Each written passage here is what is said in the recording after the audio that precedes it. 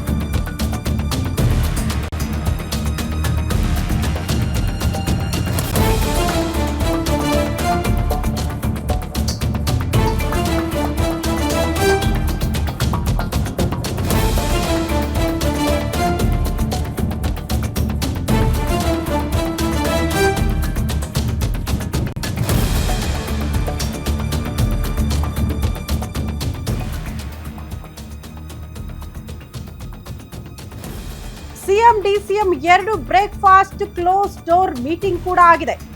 ಇಬ್ಬರು ಒಗ್ಗಟ್ಟಾಗಿದ್ದೀವಿ ಅನ್ನುವಂತ ಸಂದೇಶವನ್ನ ಕೊಟ್ಟಿದ್ದಾರೆ. ರಾಜ್ಯದಲ್ಲಿ ನಡೆದ ಕಾರ್ಯಕ್ರಮಗಳಲ್ಲಿ ಅಂತಿಮ ರೌಂಡ್ಸ್ ಅಂತೆ. ಜೊತೆಯಲ್ಲೇ ಇದ್ರೂ ಕೂಡ ಸಿಎಂ ಕುರ್ಚಿ ಪಟ್ಟು ಬಿಡ್ತಾ ಇಲ್ಲ. ಡಿಸಿಎಂ ಡಿಕೆ ಶಿವಕುಮಾರ್ ಬೇಕೇ ಬೇಕು ಅಂತ ಹಠಕ್ಕೆ ಬಿದ್ದಿದ್ದಾರೆ. ಬ್ರದರ್ ಅಂತಾನೆ ಸಿಎಂ ಸಿದ್ದು ಸ್ಥಾನಕ್ಕೆ ಡಿಕೆ ಶಿವಕುಮಾರ್ ಅವರು ಪಟ್ಟು ಹಿಡಿದಿದ್ದಾರೆ.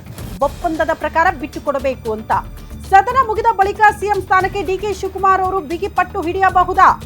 ಅಧಿವೇಶನ ಮುಗಿಯೋದಕ್ಕೆ ಕಾಯ್ತಿದ್ದಾರಾ ಅನ್ನೋದು ಪ್ರಶ್ನೆ. ಪವರ್ ಶೇರಿಂಗ್ ಫೈಟ್ ಮುಂದುವರಿಸೋದಕ್ಕೆ ಡಿಕೆ ಬ್ರದರ್ಸ್ ಪ್ಲಾನ್ ಮಾಡಿಕೊಂಡಿದ್ದಾರೆ. ಸಿಕ್ಕರೆ ಇದೇ ಅವಧಿಯಲ್ಲಿ ಸಿಗಬೇಕು, ಇಲ್ಲ ಖಂಡಿತ ಸಿಗಲ್ಲ ಅನ್ನೋದನ್ನ ಅರ್ಥ ಮಾಡ್ಕೊಂಡಿದ್ದಾರೆ ಅಂತ.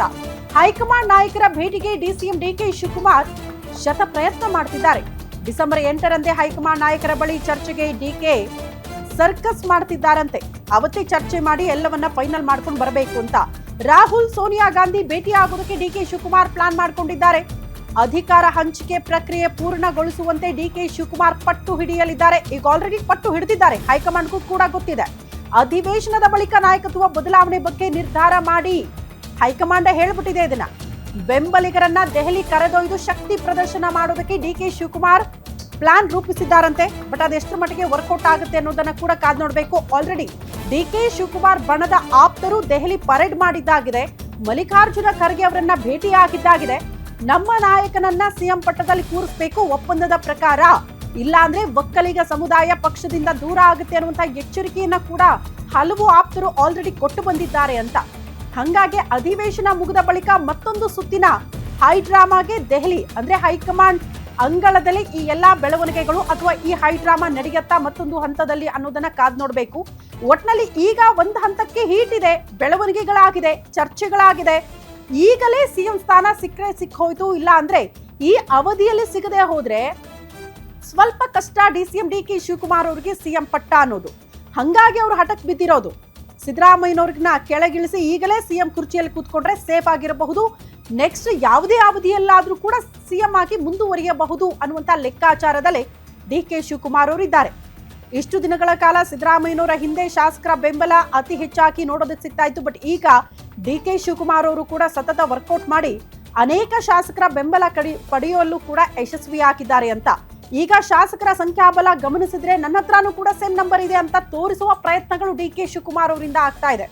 ಹಂಗಾಗಿ ಬಹುತೇಕ ಶಾಸಕರನ್ನ ಭೇಟಿಯಾಗಿ ಸಹಿ ಸಂಗ್ರಹ ಎಲ್ಲ ಮಾಡ್ಕೊಂಡ್ಬಿಟ್ಟಿದ್ದಾರೆ ಅನ್ನುವಂತ ವಿಚಾರಗಳು ಗೊತ್ತಾಗ್ತಾ ಇತ್ತು.